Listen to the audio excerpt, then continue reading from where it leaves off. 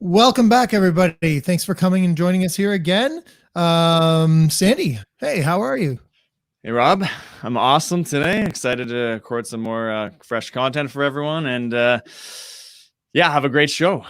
Hopefully, we got some can see some people watching and listening in. So, hopefully they can chime in if they have any questions. They can jump in and ask, and happy to share. And just happy to be producing more content again. Great summer, lots of action happening. Hot real estate market, lots of stuff to talk about.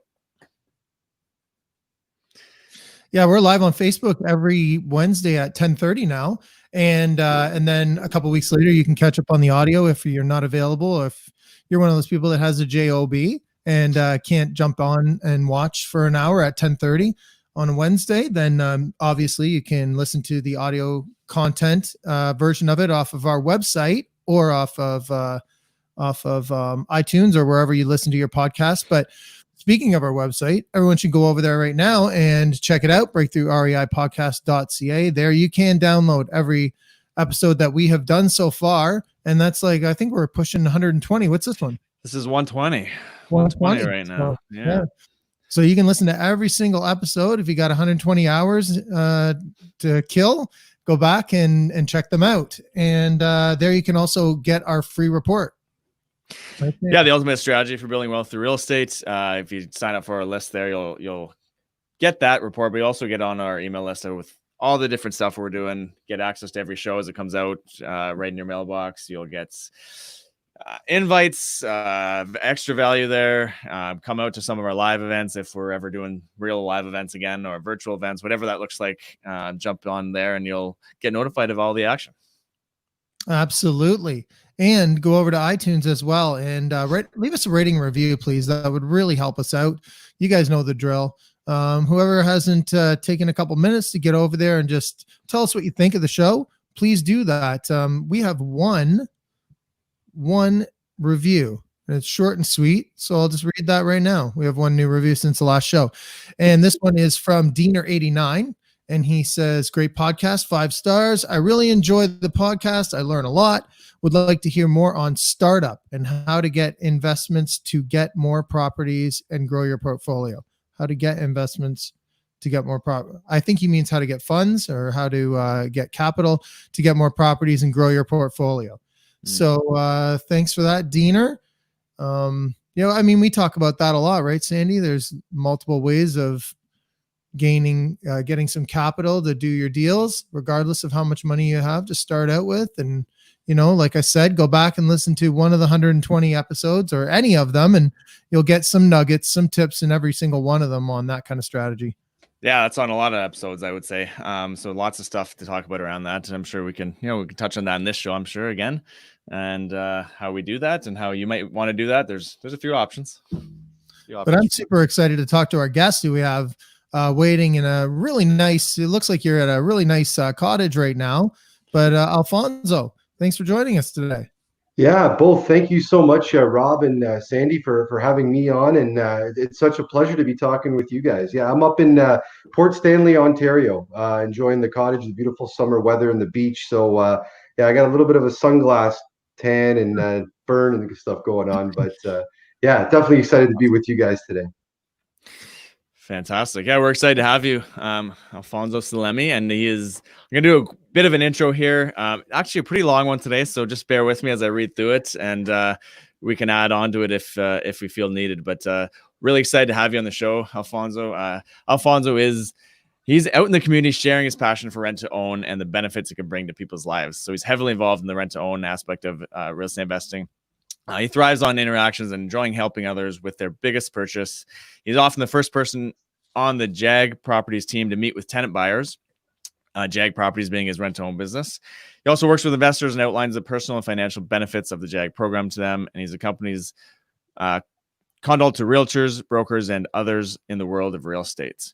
And Alfonso values JAG's team approach to the rent-to-own model and its benefits to all parties. He knows that all parties must be committed to ensure the successful completion of each rent-to-own program. We're going to get a lot more deeper in on that rent-to-own program and how it all works throughout the show. Alfonso runs JAG's Properties Burlington office. He's active in the community, like we said. He's also the founding member of the Right Club and a real estate which is a real estate networking group to encourage excellence, communication, and growth among like-minded professionals. As a proponent of the benefits of rent to own and how it can enable those who have experienced roadblocks to become homeowners, Alfonso often talks to the community and business groups to inform them about JAG's rent to own program. And Alfonso thinks that it's unfortunate that people often think that they can't recover from bankruptcy or consumer proposal, and that owning a home is out of reach for them. And so showing how it is possible to own a home if they're willing to do what is needed is one of the best things about his job with their rent to own program. So that gives a little insight. We're going to dive a little deeper into all of that stuff. And again, welcome to the show, Alfonso. We're really happy to have you on here and excited to share and learn about what you've been up to. Yeah, thanks so much for getting through that intro. I know it's a lot, but I grabbed that right from our website as well too. So I'm interested to speak more a little bit about a few of the things that you covered there. Yeah, Alfonso, I guess the way we start off with everybody pretty much is just to tell us a little bit more about yourself and how you ended up getting into real estate investing. Yeah, so you know what? I was born and raised in Hamilton, Ontario, from Italian immigrants that came over in the mid '60s, and yeah, I went through school, elementary school, high school, not really knowing what I wanted to do, and I wasn't really good at school, per se. So I was always trying to find something, fun. I enjoyed sports, that kind of stuff. And then it was in college. I went to Mohawk College, and I was taking marketing. And one of the marketing instructors teachers was actually a real estate agent. So he would often let us out of class early because he had to go and sign a deal, show a house, do something, right? And I was like, wow, he's got this great job teaching at a college, but he's ducking out to go do real estate. So I was always asking him. And when I was younger, I worked on job sites. With my cousins as well too, that were developers and builders. So I always knew that this real estate was really great, but I only knew it from two aspects of either you had to build a house or you're a realtor. And I was like, I don't know if I was into those. Realtors work late and weekends and open houses on Sundays when you should be hanging out with family and those kinds of things. So that was kind of my early perceptions. And then I was lucky enough to get a copy of the Rich Dad Poor Dad book in my hand, which I'm sure all of your listeners have all heard of and saw like that. And I was on vacation when I was reading that. And have my feet up at the pool, a drink in my right hand, and going, oh yeah, passive income, make money while you're sleeping. And I'm like, this sounds great. I got to get into this. And shortly thereafter, I took the classes that they call them the Rich Dad Education or Rich Dad Poor Dad classes. So I really learned about a few different strategies, and the one that did speak to me the most was rent to own, because in up and down markets, and when you're helping people qualify, people always need to own homes. And credit and all that kind of stuff isn't really easily accessible or taught in school. So I thought that's where the connection could be. Is I always thought I was a good communicator, so I could help people kind of get into their house, right? So yeah, that's what really got me started. It was not unlike too many others, the Rich Dad Poor Dad book. It got me interested. The rent to own strategy really spoke to me, just because I was like, I don't know if I can swear or lie, but scared of a lot of the things that people talked about with rental properties, right? And broken toilets and tenants leaving. So the rent to own, where you could help somebody and they cared about their property because they were going to own it, really spoke to me, because it almost, kind of covered off the downside a little bit, or hedged some bets in terms of rental property. So that's a quick little intro. And I got to meet Sandy early on as well too, when he was hosting events in Burlington. And that's where I first had met Sandy and Kate, and you're working with Mark Loeffler as well too, doing events. And I really like the whole networking aspect of it, because we're just sitting in a room chatting about different ways we could all make money and do that. So I really like the whole community of the real estate investing community, I should say. Yeah, fantastic. And that was that's something that I myself as well, Rich Dad Poor Dad. I mean, that was the trigger point really for me. Ultimately, there was a few things maybe at once coming together, but that was one thing that I said, wow, that is like a total mindset shift. And that's a book that almost, like, if you haven't read that book and you're watching this or listening to this, that is probably one of the most common books that comes up in this show. And I'd say almost 50% of the list of people we have on that gets mentioned in some way, shape, or form is something that's triggered really a mindset shift, I think ultimately is what it is. From thinking about having a job to going to more passive income, building up multiple revenue streams and that sort of thing, right? And just thinking about that differently. Yeah.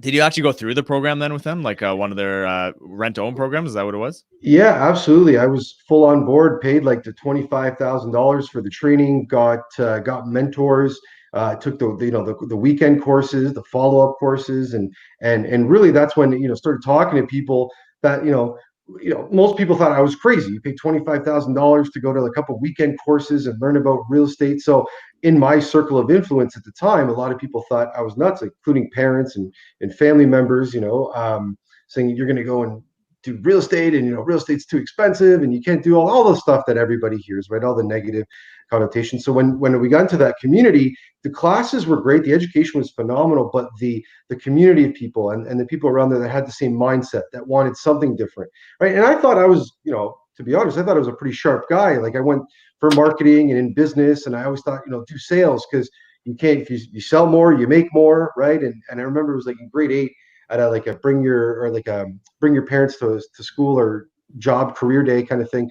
The sales guy said, well, they don't give awards for accountants of the year, right? There's sales guys of the year. So I was like, oh, you can always make more. And then real estate was kind of a combination of like, hey, yeah, if you hustle more and you work more and you learn more, you can definitely you can do better. So and so what were you doing? That book for sure. Yeah. And did you have a normal job then, I guess, at the time as well? Like you were working somewhere and doing Yeah, real absolutely. estate on the side, Yeah, right? absolutely. Yeah. Yeah, exactly. Yeah. So I was actually window coverings. I was selling window coverings, working with like companies like Blinds to Go and covers and things like that, selling parts components on the road. I worked for UPS for a little while as well too. And I remember, I can't even tell you how many times that I went into like meetings with realtors like yourself, Sandy, at the time, and then UPS people, and I'd sometimes have the wrong bag. I'd bring in my UPS bag to like the real estate, and I'd be kind of running parallel because it was operating my own schedule at the time, right? And I was like, okay, this real estate, I need to go and meet people and talk to people, not just look at houses, right? And that's the aspect of I really liked about it. It's really truly a people business, right? Yeah, so let's just get into this whole rent to own thing. And I mean, maybe most of the people might be familiar with it, but let's just break it down into basic component and explain what it is and how it works. Yeah, definitely. Well, that's the number one question I get all the time. How does rent to own work? And you have to look at it from a couple different perspectives, right? Like most of your listeners are probably investors or want to be investors that are listening to this, and then that's a big part of how we do so many of our rent owns is with joint ventures and investors. There's also the side from the tenant buyer perspective, and then obviously the professionals and mortgage brokers that we work with. So essentially, the way that rent to own works is we work with people. And we do a client first approach, right? So we find our clients first, we vet our clients first, but somebody that can't qualify for a mortgage, whether it's their income, their down payment, their credit score, or a combination of those things, one of those or two of those things are lacking. They don't have enough money saved. Maybe they're self-employed and they're not claiming their true income. So the bank lenders aren't going to qualify them for enough of a purchase price or the purchase price they're looking for. And then the down payment, right? Saving up for enough down payment, 5, 10, 20%. And like I mentioned earlier, the credit score, right? I didn't understand what a credit score was until I started taking those rich dad classes and investing.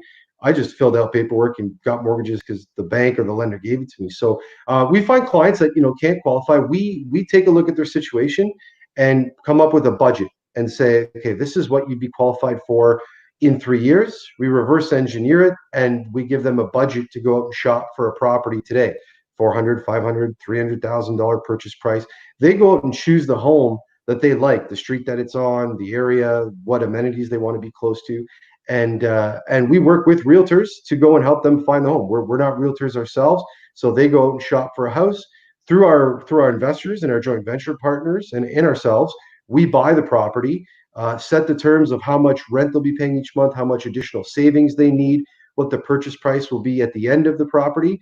And then what we've done now the last 2 years is brought all that in-house of like an internal credit repair team that's actually helping the client or like personally training the client to qualify for their mortgage at the end of the term because they know what their purchase price is going to be. So it's either claiming their income properly, saving up more down payment, fixing up aspects of their credit score so that they can go get their own mortgage at the end. Yeah, that's kind of like the gist of it. And then obviously with every client, the program is a little bit different of what needs to be done. The client, sometimes there's more cash flow, sometimes there's more buyout price, or all the nuances of the deal itself. But that's kind of the basics. We're helping people buy their house and own their home at the end of the 3 years. Right. Okay. So your company will go find people that can't qualify for the home, and then you'll buy the home with your partners and put them into it. And over the next 2 or 3 years, they repair their credit or whatever is wrong with the reason why they can't qualify themselves. And hopefully, at the end of that term, 2 years, 3 years, whatever it is, they'll be able to buy that home themselves with with the proper qualifications under like an A lender bank, and then they would take over from that point. Yeah, you got it. Yeah, essentially getting them into their mortgage. Sometimes it's the first time that these people have ever owned a house, right? So getting them to a first mortgage, yeah, with an A lender, sometimes B lenders, but getting them to more traditional financing and getting them out of kind of the rental aspect of it and putting some equity into their home. And then I guess the price that you buy the house for, they would be purchasing it for a price with appreciation taken into account over those 2 or 3 years. You got it. You got it. Yeah. So typically we're using anywhere, 3, 4, 5% appreciation, depending on the area, the market, what it's done historically, what it's projected, right? No one has the crystal ball, but yeah, like something that is reasonable, where it's, in most cases, it is successful because it's based on their income, based on their down payment, based on their credit score, so that we know what we need to do to correct those issues throughout the 3 years, and it's reasonable, and obviously within the market, acceptance as well too. So would you mind basically, like, let's just do a case study, like a fake case study. Sure. Let's say somebody wants to buy a $400,000 home right now, and Mhm. then walk us through what that would look like. Like, what kind of down payment do they need to come up with, and what does it look like when they're ready to buy at the end of the term? Yeah, typically, so if it's a if it's your primary residence, right? Most people know you need 5% and include another 1 to 2% for closing costs. A lot of the clients that we see are self-employed, so self-employed clients need about 10% to close on the property. Like they want to get a 90% loan to value mortgage. And then the clients that we do work with that have had bankruptcies or consumer proposals in the past, they typically need a 20% down payment. So what we're trying to do is get that, whether it's 5, 10, or 20% by the end of the 3 years. They do need some down payment today, right? So we're using a $400,000 purchase price. So typically the client, out of 5%, they would need 20,000 to go and buy that house. If they don't have that 20,000, they have, 12 or 15. Then we can work with them because they won't be able to qualify at the bank without that additional down payment. The part that we always try to strive for is 10% at the end of the program, whether you're self-employed or not, just because you do look better in the bank's eyes and the lender's eyes if you're putting a little bit more down. Obviously, the more the better. And then, yeah, so that's the down payment pieces. Whatever they have at the beginning of the program, like they do need at least 3% or 3% of the purchase price or $10,000 to get into the program. That's our minimums. Whatever is greater of the two, 3% or $10,000. And yeah, and then we basically work that equation backwards to say, okay, they need, if they're buying the home at 450 at the end of the term, they'll need 45,000, right? So we just divide that up. If they have 20, we need to save them up 25. If they have 15, right, we need to save them up 35 and break it down that way there. In terms of income qualification, general rule of thumb that we use is, income times 4. That's kind of a good barometer. Income times 4 plus whatever down payment they'll have. If their credit score is better, sometimes we can go to 4.25 or 4.5 if credit score is not the issue. And then the biggest thing that we see all the time is people that don't have a high enough credit score, and it's a lack of knowledge and a lack of understanding of how the credit score is made up. And people think that not having higher income impacts their credit score, or credit card bills, or how much loans of credit, not using them properly, right? So essentially, someone that, like, are you asking like who would qualify if they're looking for a $400,000 property today? They would have to have around $10,000 to $15,000 saved already. Their income would have to be in and around 100K, like total family income, and their credit score, as long as it's not like, well, we have worked with credit scores that are zero, right? Like newcomers or new immigrants into the country that have the need to build up a credit score. But that's kind of the least of our concerns, is because of the credit team that we have in house now. As long as the clients are following the plan, we're pretty confident we can get a client's credit score improved based on, tips, tricks, and follow-ups and actions that they can take to do that. See, I think that there speaks to all the investors that might be interested in getting into this kind of thing, just how, in depth you guys go with the buyer clients that you're working with. So let's switch sides now and talk about the benefits for the investors that you work with. Yeah, absolutely. That was my first real estate investment, and like I said, I was kind of a nervous investor, and I'd like the safe and secure mode of life for a long time. And the benefits is we have those clients that have something saved up. Just think if you are an investor or you're just a general person, I don't know, me personally, if you put $10,000, $15,000, $20,000 on anything, you're going to want to follow through, right? Whether it's, a vacation or a down payment on a house, right? You're going to want to follow through on that. So from the investor side, you're partnering. We look at it as that we're partnering with these people because we choose the clients first. So you're partnering with these people that have a vested stake in the success of this program. They're rowing alongside you. Number one topic of the benefits is the lack of repair and maintenance, right? So clients, the tenant buyers that are in the programs, they are responsible for all the repairs and maintenance of the property. So if you have a normal rental property, like I know just happened last month on another rental that I have, water heater goes, okay, it's cash flowing $400 and you go buy another water heater, well, you're down that month and okay, move on, right? And that's just part of it. Now you have a new water heater, et cetera. It's good. But for the rent to own, there's no repairs and maintenance required. You don't need a property manager on site. It's more about the people managing, and that's what our company does, is watching that client. Typically, cash flow is a little bit higher than a conventional rental because we do have that down payment savings, and I'm sure we're going to talk about how the cash flow works and how that's credited back. But the cash flow is typically higher on a rent-to-own deal month over month over 36 months, and then the buyout price. You have a clear exit saying in 3 years we're going to sell at this price, right? When we're talking about refinances, you're always kind of within a range. And with our sellback, we know what the exact number is, or more or less what we're going to sell back to the client in 3 years. Not to say that there isn't alternative exits and things like that, but it's really clear to know how much cash flow you're going to make each month, what your sale back price and what your profit will be over the 3 years. And it's really hassle-free and worry-free in terms we're managing the client for our investors. We're checking in with them. We're visiting the property a couple times, 3 times a year, and reporting back to them. So it's really kind of a hands-off, higher cash flow and return basis than any other kind of investments out there currently. Those are some of the benefits. So is there any difference, like what might be some differences that you, compared to your structure, compared to some other rent-to-own programs out there? Is there any big significant differences that you see, or that you've maybe think maybe you do a little better or differently than others?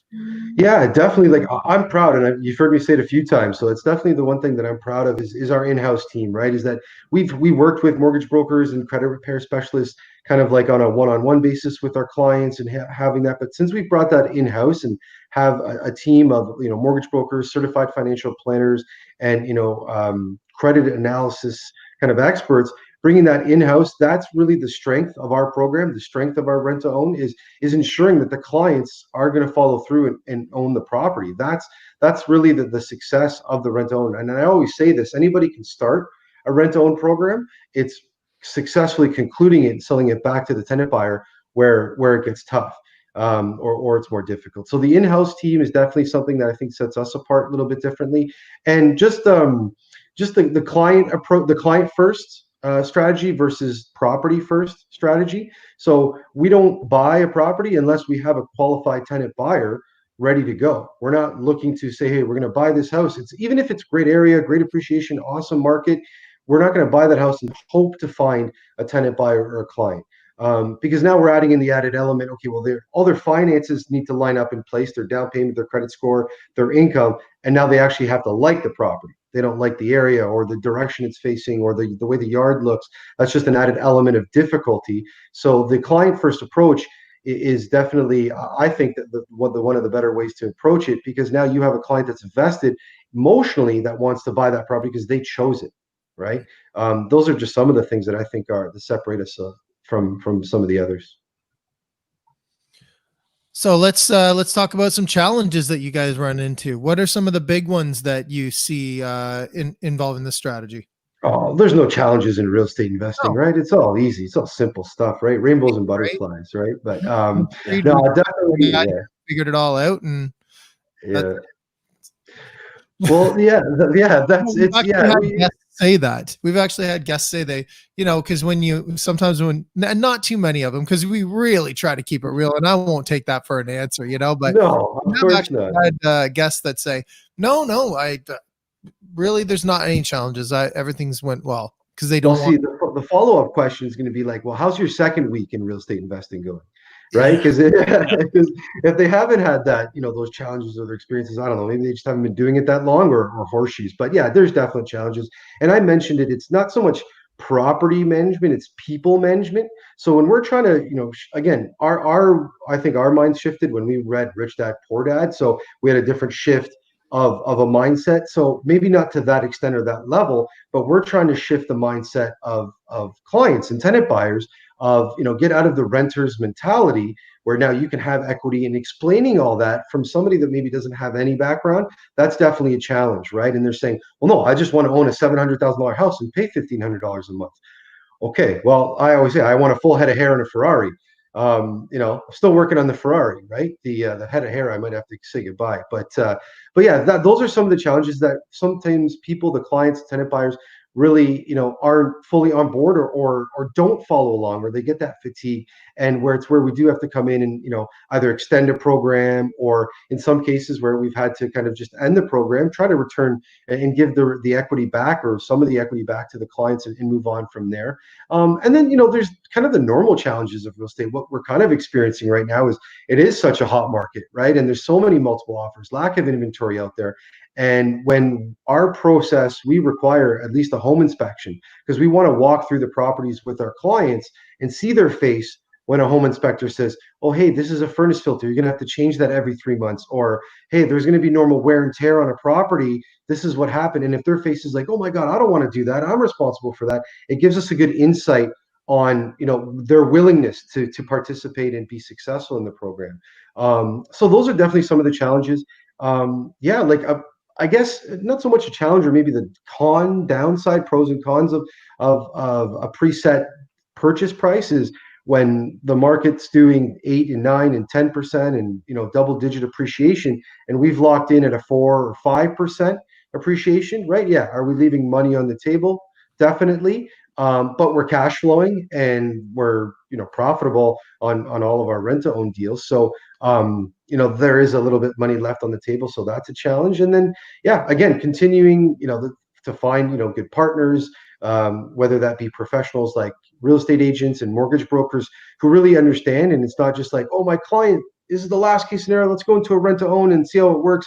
We like to work with people that truly do care about the clients, and do want the best for them, and not just turn over and cash another check, right? So yeah, working with trusted partners. And as the market shifts, obviously during pandemic, and working out payment plans and people's incomes and all that kind of stuff, the challenges are always going to come. It's how you handle them, how you work through them, and growing. And then challenges of growing a company, of having 5, 6, 7 different employees doing different things, getting them on the same page. When it just started with two of us, myself and my business partner Adam, it was either him or I doing it, and now passing that on to other people, and trusting them to get the job done. Yeah, those are some of them. So I'll never say there's no challenges. You can definitely, that's where you should end the show. If somebody says there's no challenges. Yeah, yeah. Okay, so that is what Jag Properties does. Now let's talk a little bit about your networking group that you guys run. Yeah. So yeah, completely. Obviously, it aligns with what we do at Jag Properties too. But the Right Club, the Real Estate Investment Training and Education Club, is into the same light of how I thought about the Rich Dad network of investors that I met, and Sandy putting together events back in the day of getting investors into a room. And it's sometimes about a project, sometimes about a strategy, sometimes just about challenges and mindset about the real estate investing. And it's really like-minded people kind of getting together, whether they're doing rent to own or BREI strategies or commercial or wholesaling or student rentals, and all the different facets, right? Because you can say, I'm a real estate investor, but what does that mean? It's like, I'm a human. Okay, well, all right, what kind of human? Right? So it's really, we're getting kind of solopreneurs kind of in a room together, talking about the different challenges, strategies, and successes that people have had, right? So I know Adrian, your partner Sandy was at the Right Club, and he had an opportunity to share his story and talk about how he kind of shifted his job and went into full-time investing, and hearing those stories, because sometimes all we need is a little bit of encouragement, or hey, that guy did it, so why can't I do it?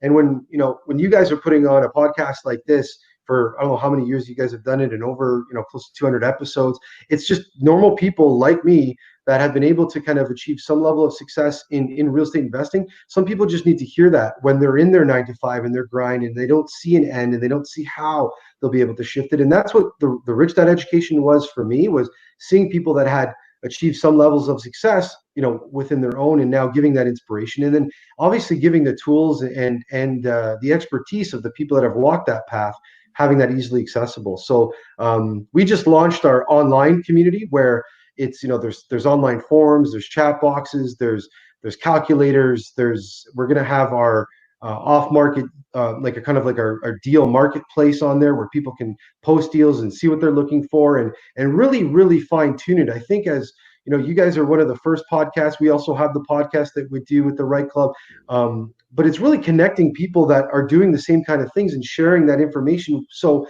you don't need to be by yourself out there, right? You don't need to go and figure out everything on your own. You find the people that have done it the best ways, and maybe some people that have done it terrible ways, and take all that information and make it your own. And we're just there, accessible to the community and to the people at large. So yeah, that's been really fun, meeting a lot of new people that way. That's So imagine you've had to shift a little bit in the last few months around how you work that community. Has that been, if we talk about challenges, that's probably been a bit of a challenge, or something you have to pivot around? What's that been like? Yeah, absolutely. We were meeting once a month in Burlington, Ontario, right? Like, that was the rooms that you were doing your events, Sandy, right? And I love that. I feed off the energy of other people, and yeah, definitely it's been challenging, because obviously not being able to go out and be in person, and the numbers are increasing. But yeah, we quickly shifted onto the Zoom model, and we were doing a lot of webinars and podcasts already, but not having that group community feel. That's why we felt the online community, and that was kind of in the works, kind of pre-COVID, and kind of sped up because of COVID. But having that accessibility where you can go and out, it's tough to go and just network and walk along the street or in your normal path of life and talk to somebody about like multiple income strategies, and owning several properties and all that kind of stuff. So yeah, getting onto the website was huge, and having that accessibility that people can go out and kind of network at their will. That's been the biggest shift, in not being able. But yeah, we do have a lot of content that we did. We started going weekly on the Zoom webinars, and then I think people got a little bit zoomed out, so we started going every other week, to do that as well too, to share information and just share people's stories, right? Both of you guys have to come on the show, and love to hear your backgrounds and share your stories, because that's what's really about, is giving that encouragement and knowledge and skills to those people that want to go do that, or don't know where to turn or how to do that. So yeah, it's been fun shifting it that way there, and doing these kind of calls. I love being in person and in people. Like I said, feed off the energy, but obviously this is the next best thing, right? Yeah, that sounds fantastic. So where can people go to hear that show? Yeah, so it's the Right Club podcast. So if you go to therightclub.com, and REITE club.com, that's where you can go to check out the podcast, and have all the forums, the information, everything's up on there. Yeah, send me a message, make a connection on there, and yeah, find out, make it really, you got to go on there and see what you want to find, make it purposeful. If you want to just be an observer too, click around and see what's going on, but you can find, almost, we have lawyers, we have our pro add-on, which is really good, really great as well, is that, there's lawyers and accountants, realtors, mortgage brokers, all the aspects of, whether, again, it's a rent to own, a BREI, a wholesale, all the different things, you need all those aspects, property managers, right? That, knowledge being shared on there all the time. So yeah, that's where you should check it out, therightclub.com. Awesome. So great resource for connecting with some great professionals. Yeah. Actually, as you're saying that too, I'm triggering me on another question. You do work with a lot of realtors. How do you help realtors in their businesses to do more business? You talk about great connections and networks. How do realtors benefit working with you guys?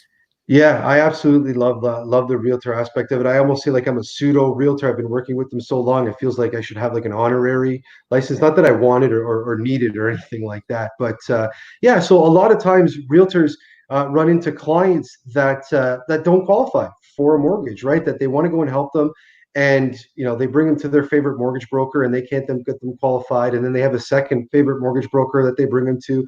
And then it's like the kind of shiesty guy around the corner that's like, well, this guy can get anybody qualified. And it's like, well, it's too much. And so we kind of work as almost an in-between of like, if the client's great and qualified and has all ready to go, realtor doesn't really need our help. And if the mortgage broker can't get them qualified, that's where we kind of step in and say, okay, let's see, what can we get them qualified for? And once we go through our process and understanding what their target budget is today, that's when the realtor goes out and essentially, we work, the realtor becomes working with us and we work with that client, right? So we're signing the agreement of purchase and sale. That realtor that's brought us that client will represent us in the buy and sell of the property, and then we start our rent to own program. So a lot of realtors always reach out and share the story that their client got turned down or last minute financing got pulled, and we always say that always happens too, and we like to be involved as early as possible.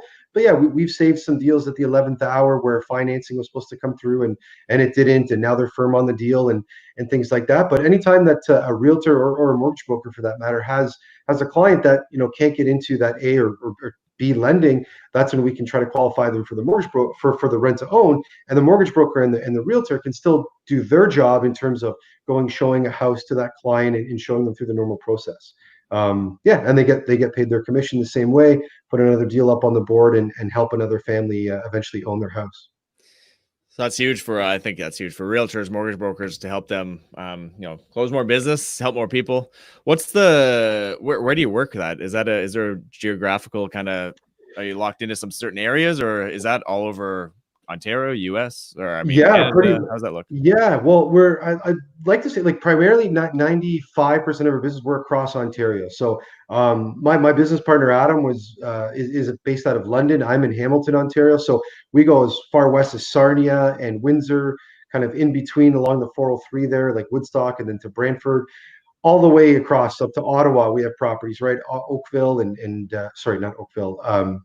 Oshawa, that's what I was going to say. Oshawa and up in that area, really across Ontario is really where we've worked. We've worked in Nova Scotia, PEI, Newfoundland as well, but primarily Ontario. So if a realtor has a client that, obviously we need to work within those parameters. And Rob mentioned like the $400,000 purchase price.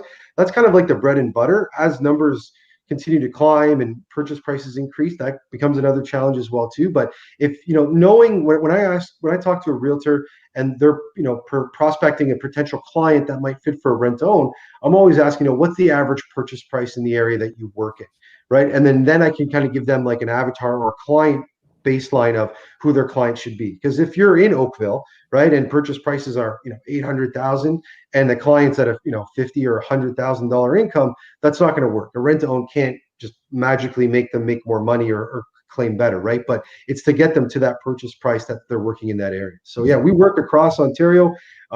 We're starting to look a little bit more out east as well too. In the Maritimes, we have a few out there, like I said, because just the purchase prices, and you can buy properties like on a line of credit essentially, right, at $80,000, $100,000, $150,000 purchase prices. So but primarily on Ontario, greater Horseshoe area, north, all over.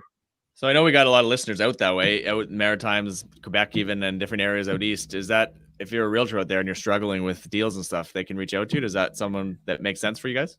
Yeah, absolutely. Absolutely. Obviously now as travel opens back up, it's going to be a little bit easier to get out east. We would go at least 2 times a year to check on, it's probably about a handful of properties that we have out in Maritimes. And, we find an excuse to go have some nice crab and seafood out that way there too, to check on their properties. But yeah, if there's a realtors out there that, having issues, clients getting qualified, get in touch with us. That's a great area, I think, to start working and do a little bit more out.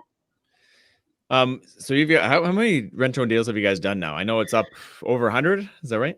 Yeah. So actually, in total, I think it's like something like 163, 164 total deals. We've actually sold back 53, sold back to the tenant buyers, to the clients that now are actually homeowners, and the balance of those are somewhere in the project, right? Somewhere first month, second month, or close to ending it, 2-3 years into the program. So yeah. And so, like, a lot of experience, obviously, in that. And I know a lot of other strategies.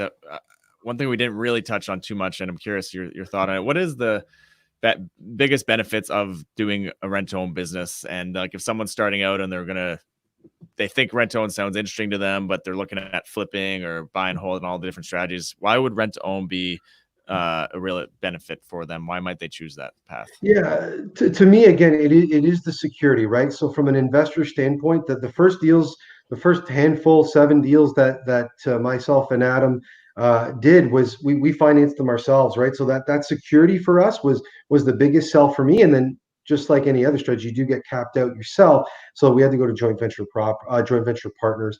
And it is the security, because that client, and especially if you do have a good vetting system and you're working with that client for the right reason and getting all that information up front, the security of that property and of the client of that transaction, that deal is a little bit more secure. Now, not to say that a burst strategy or a flip or anything like that's not. However, right, if it's just different reasons, right? I think, I've heard you talk about it lots about it, Sandy, is the why. Why are you getting into the real estate business? If it's just for the money, like, it doesn't matter, right?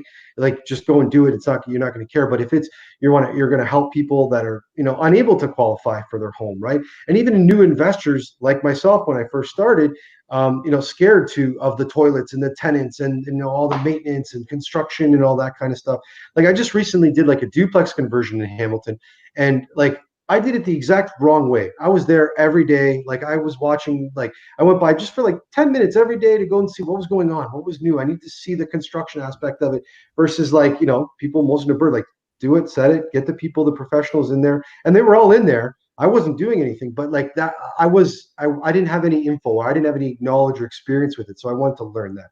So just like anything, it takes some time to get to know, but there's, nuances of rent to own that just over time you get to know and see what works and doesn't work. And for me, the day that we sell back the property to the client and they officially become the homeowner, to me that's the best. Like, we still do visits with some of our clients that bought properties 2 and 3 years ago off of us, that invite us over for a drink or dinner and just are thankful now, because now, like, they gained some equity into their property, now are finishing their backyard and potentially investing in one of our projects now, right? Because they have some equity. So kind of getting those people from like a rental situation, a tough situation where they're on that hamster wheel or the rat race, right? That we know, and then getting them, educated about their finances, about their credit score, about how money can work for them, then to own their house. And then, basically it's a new starting point for them and their families, and can impact their lives, right? So that to me is the biggest advantage. The cash flow is great. The profit's awesome. You need that for any business, but if you don't have that passion and love for doing it, don't get into anything, especially not rent to own, because there'll be tough days. Awesome. Yeah, those are good perspectives there and insights. I think really the ultimately the only real kind of downside at the end of it is you're selling the property, right? So you're letting go of maybe an asset you really liked, and you're kind of forced to get rid of it. But there's so many benefits on the other side of it as well, right? So it's just depends on what your goals are, right? Like you said. Yeah.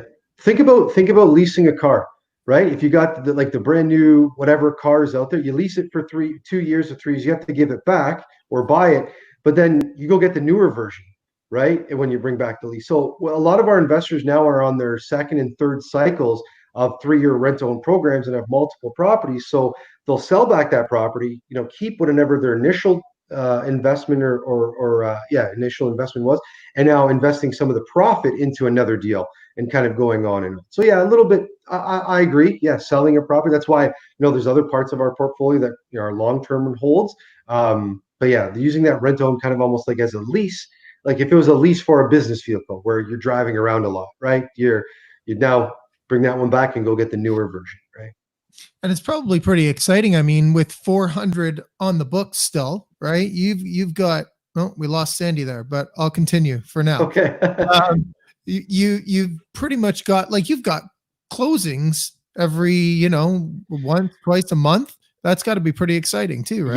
Yeah, exactly. Now with the business life cycle getting a little bit more mature, now we're selling back properties and buying more properties. So I think it was last week or 2 weeks ago, we had actually 7 transactions in 1 week. We bought 3 new properties and we sold back 4 to the tenant buyers. So that's all in 1 week. And that was kind of like a company record for us, in 7 in 1 week. yeah, it's fun. There's a lot going on. That's why the team needed to grow and get bigger, because a lot more moving parts now as we find like kind of streamline our exit to our clients, right? Because we were, like I said, we were great at starting the rent to own and getting into the program, and then now, okay, the first few that were successful that we sold back, we're like, we need to build a process for this as well, right? Selling them back to the clients and seeing that, yeah, it is exciting, definitely, Rob. Yeah, exciting for you, exciting for the investors, and exciting for the tenant buyers. So I mean, look, it's three birds with one stone. Yeah, yeah, that's right. Okay. I wanted to ask you, you know, sometimes we'll ask people this. Um, what would be like a piece of advice or a quote or something like that that's always stuck with you and that's helped you through your real estate investing journey so far?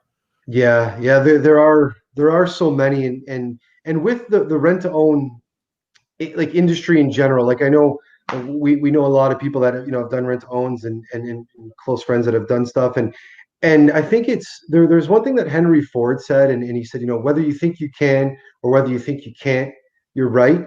And it is having that mindset of, whether it is rent to own, whether it is networking, whether it's burst strategies, whether you got to believe it first. To do anything, you have to believe that you can do it. Right. So I remember, for a long time, I had the mindset, oh, that's not for me, or, oh my God, that guy has 100 properties. I can't do that. I'll just do five. And it's really believing that you can do it, and believing what you want to do. Right. It's great to, there's this many properties and people talk about that many doors, and I have this many rentals and this many people and employ, all that kind of stuff. That's all great, but really understanding why you want to, why that is all there. And if you want to do all that, right, and deciding what the lifestyle, how you want to go about doing that. So being really secure on that. There's a few. There's one I always end off every presentation, was the Napoleon Hill, that you can succeed quickest by helping others succeed. I'm paraphrasing that, but and the joy that I get out of doing the podcast, out of helping tenant buyers, new investors, experiencing investors, listening to podcasts, right? Listening to you guys, that you guys are the same ilk, right? That you guys are out there helping, interviewing guys like me on a Wednesday morning, just chit chatting, hanging out, so that other people can listen to this, and creating fresh content, new stuff, so people can hear something. And I always say, if I can help somebody like just get 1 inch closer to their goal, or help them, at least at a net neutral. I don't want to set them back. I want to get them at least a little bit closer to their goal on some of the things that they want to accomplish. That's what inspires me. And I think the more that you help people, you're going to get all the things that you want to achieve. And those are kind of the things that I live by. And you can tell, whether it's realtors, investors, tenant buyers, that they don't have the best intentions sometimes, and it's just about a transaction, or it's just about getting paid, or pulling one over, or something like that. And that's great in the short term. It's not that great anyway. But it's not long lasting and sustaining, right? So that's the stuff that I kind of live by, is don't do it just for today. Is it going to be good for tomorrow, the next week, the next year, the next 5 years, and do those things that you need to do to properly prepare for all that. And I think you're right. And when you dig into really what that Henry Ford saying means, is that, you were talking about how there was so many people telling you, oh, it's too risky, whatever, at the beginning. Like, you can choose to listen to those people and take the safe route and go, yeah, they're probably right. Maybe I'll just, I'll continue to work for UPS here, and everything's good here. Why would I rock the boat? Yeah, they're right. Or you can believe that there's something more for you out there and build something like you've built, right? So and mindset is just one of those things where it goes hand in hand with real estate so well. And I think that is one of those things that encompasses it, perfectly. Yeah. Thanks for sharing. That's why most of the books always start out with that, right? They start with a little mindset piece is usually in there, just to set the tone, because it is really, it gets doesn't get oversaid. It gets said a lot, but it's totally, totally true. And I don't think that's going to change. Yeah. But great quotes there. Love that. What can we look forward from you in the future? What are you up to for your businesses?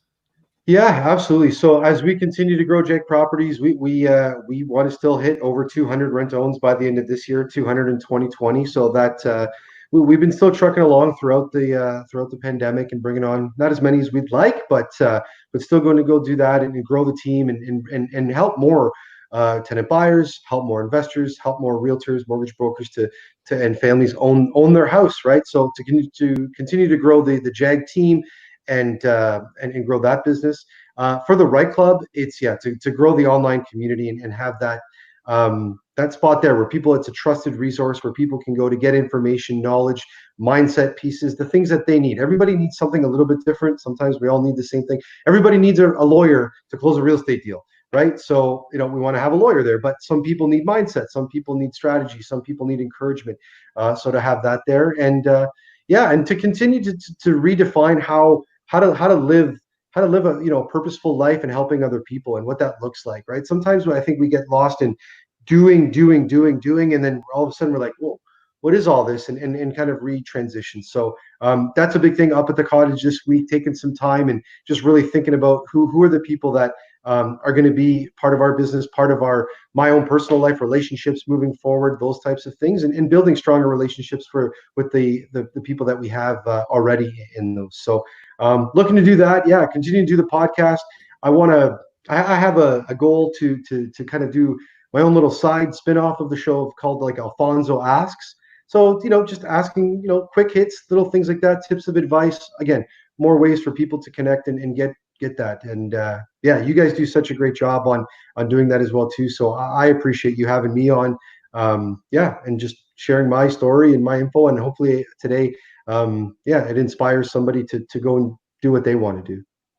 Well, I definitely think it will. And thanks very much for joining us today. Appreciate you taking the time out of your relaxing little getaway there that you're at. So we've enjoyed all the info that you've gotten. I'm sure lots of people are going to take this and learn from it as well. So thanks again. Awesome. Thank you guys. Appreciate it. Best way to get in touch with you? Best way to get in touch is definitely my email address. It's Alfonso, ALFONSO at JAG Properties, JAAG Properties.com. Check out the website, check out the Right Club. If you can't get in touch with me, you're not trying hard enough. So I promise you, definitely reach out. Love to talk real estate, and let me know what I can do to help.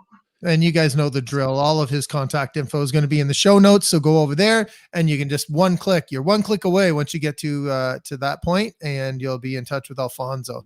So Sandy, how can people get in touch with you? 289-389-6846. Feel free to reach out, or Sandy at McKayRealtyNetwork.com. And you can reach me at Rob at MrBreakthrough.ca. Thanks everyone for joining us again, and we will see you next time. Have a good one.